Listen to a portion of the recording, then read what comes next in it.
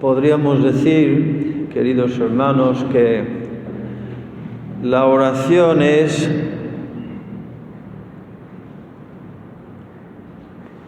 una definición un poco rimbombante que me da vergüenza, pero lo voy a decir de todas maneras. La oración es descubrir el nexus entre la palabra, la política y mi persona. ¡Ay, la política! Ya nos ponemos nerviosos. Pues me da igual.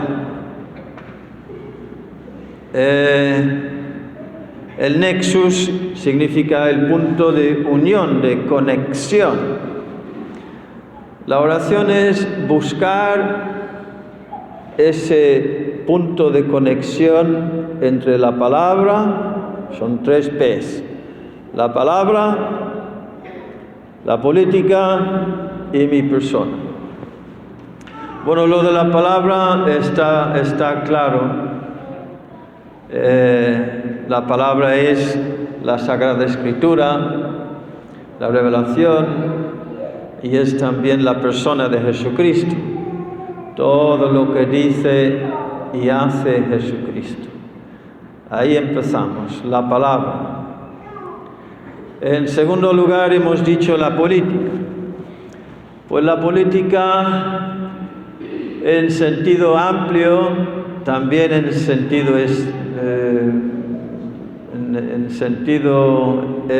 estrecho, en todos los sentidos. Sabéis que la palabra política viene de la palabra en griego polis, que significa ciudad. Entonces, según los pensadores griegos, la política es el pensamiento y la actividad alrededor del buen funcionamiento de la polis, de la ciudad, de la sociedad. Se dedicaban a eso, a entender el hombre para ver cómo podemos crear una sociedad donde mejor prospere el ser humano, como ser individual y como ser comunitaria que tiene que vivir en un colectivo. Eso es la política, en su sentido original. Pero en el sentido, ¿cómo va el mundo? Eso es la política. Desde las esferas más altas del poder, en el ámbito de los partidos, en el ámbito legal, judicial, en todos los ámbitos. La política, el mundo. Y en tercer lugar, mi persona. Desde Dios, desde mi relación con Dios, de escucha y de apertura, no endurezcáis el corazón. Este es un pueblo de un corazón extraviado, no entrarán en mi descanso. Pues desde la apertura y la receptividad, viendo y oyendo a Dios y contemplando también el escenario histórico que me toca. Lo de la política también supone conocer mi país, conocer las costumbres, conocer las tradiciones, las raíces, no solo de mi país, sino cuanto más mejor. Ser una persona de cultura hasta donde pueda llegar. Y luego al final, ¿y ahora yo qué? ¿Cómo quieres? No solamente qué, sino cómo. ¿Qué me toca a mí hacer en esta situación? ¿Cómo tengo que vivir yo esto? ¿Dónde tengo que estar? ¿Dónde estoy? ¿Y cómo estoy?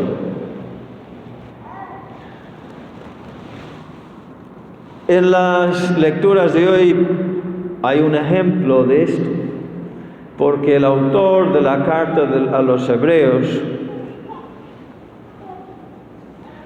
tenéis que preguntar al padre Joseph algún día quién era el autor de la carta a los Hebreos. Es una conversación interesante. A mí me tiene medio convencido, en parte porque quiero creer que lo que él dice es verdad. Él dice que es San Pablo, como la Iglesia ha dicho toda la vida, hasta yo que sé, la segunda, no sé cuándo fue, cuando empezaron a decir que no es San Pablo. Bueno, yo siempre dudaba sobre eso hasta en el seminario, porque decía que no, hombre, es un lenguaje distinto, es completamente distinto, eso no es San Pablo, y a eso habría que decir, macho, es un tema distinto, que exige un lenguaje distinto. ¿No andamos también nosotros así? Que depende del tema, qué lenguaje utilizas y cómo hablas. Bueno, pues nada. El autor de la carta a los Hebreos dice, se está dirigiendo al pueblo judío. Creo recordar que un par de siglos, el segundo siglo después de Cristo, aunque no estoy muy seguro de eso. A lo mejor estoy diciendo una barbaridad. Pero vamos, lo que sí sé es que se dirige a una comunidad judía, o sea, convertida del judaísmo, cristianos, pero que se han cansado y han perdido el fervor, y muchos han abandonado, como él dice en un lugar, no recuerdo cómo era, la reunión de la fracción de pan o algo así, dice, que lo han abandonado, han dejado de ir a misa. O sea, está en un contexto de apostasía generalizada. Apostasía es dar la espalda a Dios, es rechazar a Dios, pasar de Dios. Eso es apostasía. Entonces se está dirigiendo a un pueblo convertido y luego recaído. Y él les está animando y pone un ejemplo de algo similar de 1200 años antes. Mira que sois como nuestros padres en el desierto. Nuestros primeros padres en el desierto que abandonaron a Dios. Pone un ejemplo de otro contexto parecido de apostasía generalizada del pueblo elegido de Dios. Dice, hermanos, oigamos lo que dice el Espíritu Santo. Ojalá escuchen ustedes la voz del Señor, no endurezcan el corazón como el día de la rebelión y el de la prueba en el desierto, cuando sus padres me pusieron a prueba y dudaron de mí, aunque habían visto mis obras. Me indigné contra aquella generación y dije, es un pueblo de corazón extraviado. He jurado en mi cólera que no entrarán en mi descanso. Entonces, reconoce la situación social de la comunidad,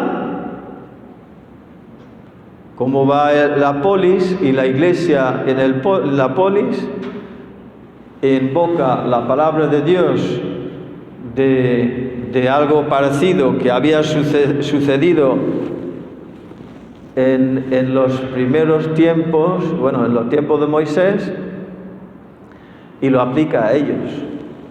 Entonces, estamos hablando de dos situaciones de apostasía generalizada. No de dos, sino de tres, porque también es la situación nuestra. Es la situación tuya y mía. Hemos oído en el Evangelio, a ver cómo era, acudían a él de todas partes. Pues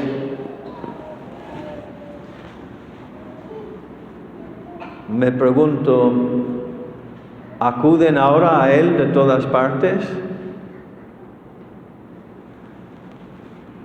Primera pregunta, habría que decir que no.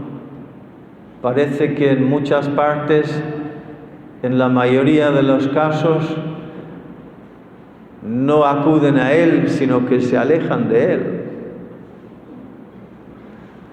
Segunda pregunta, ¿acuden a mí de alguna parte? Sí. Y quizá la pregunta más importante de todas, ¿acudo yo a él? Porque si acudo yo a él, acudirán también ellos a mí. Si hay en mí un amor vivo a él y a ellos, eso se ve mucho en los jóvenes.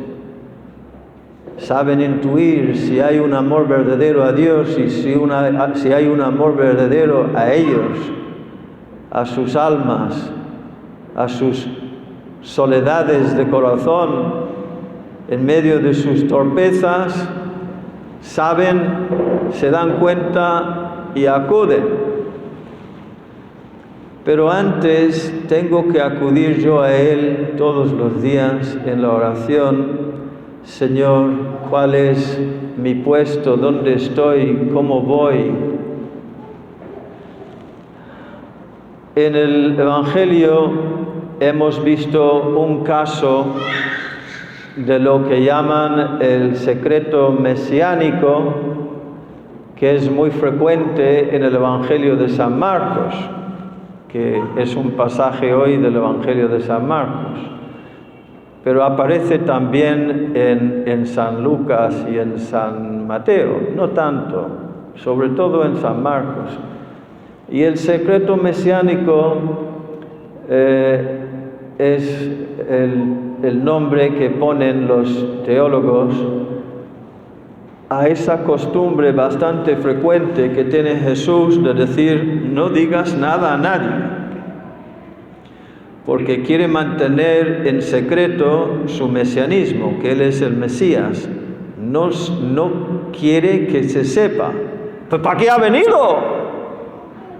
¿Para qué ha venido el Mesías si quiere mantenerlo en secreto? Pues esa es la pregunta. A ver, ¿tú sabes? ¿No sabes? Oh, mira, hay alguno que no sabe, así que no voy a aburrir, vamos a aprender algo nuevo. Pues en parte me han enseñado que es una estrategia porque Jesús de momento no quiere llamar tanto la atención, está trabajando debajo del radar, digamos. En el hogar de la madre también hacemos eso. Y no queremos llamar demasiado la atención y ir funcionando, de que no se den cuenta y tal. Haciendo el bien, Jesús, claro. Pero no diga nada a nadie, no diga nada a nadie. Porque cuanto más se sepa, van a venir por mí y más problemas y todavía no ha llegado mi hora. Eso es una explicación. Otra explicación es que Él quiere que se callen. Tú no eres listo todavía para ir por ahí diciendo lo que yo he hecho, porque todavía no sabes ni quién soy. Y lo único que tienes en la cabeza es que ya no tienes la lepra. Y yo quiero que en el silencio tú vayas procesando lo que has recibido de mí para hacer el salto del don de Dios al Dios de los dones. Descubriendo en mí al Mesías, pero no un Mesías materialista, solamente político, económico, lo que sea, sino el que te salva de la lepra del pecado y de la muerte eterna. Y para eso, cállate, ten tu tiempo, procésalo. Necesitas tiempo y silencio para experimentar esa conexión interior, corazón a corazón, tú conmigo, y entonces sí podrás ser apóstol. Pues nada más, queridos hermanos, eso vale también para mí, para todos. ¿Cómo es mi vida interior? Me pongo delante de Jesús yo también para decirle de rodillas, desde la humildad de mi nada y de mi enfermedad: Señor, si quieres puedes sanarme, puedes limpiarme de mi doblez,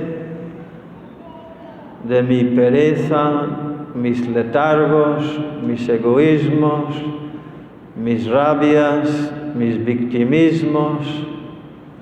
Ay, Dios mío, tantas cosas que me esterilizan o me entorpecen como apóstol.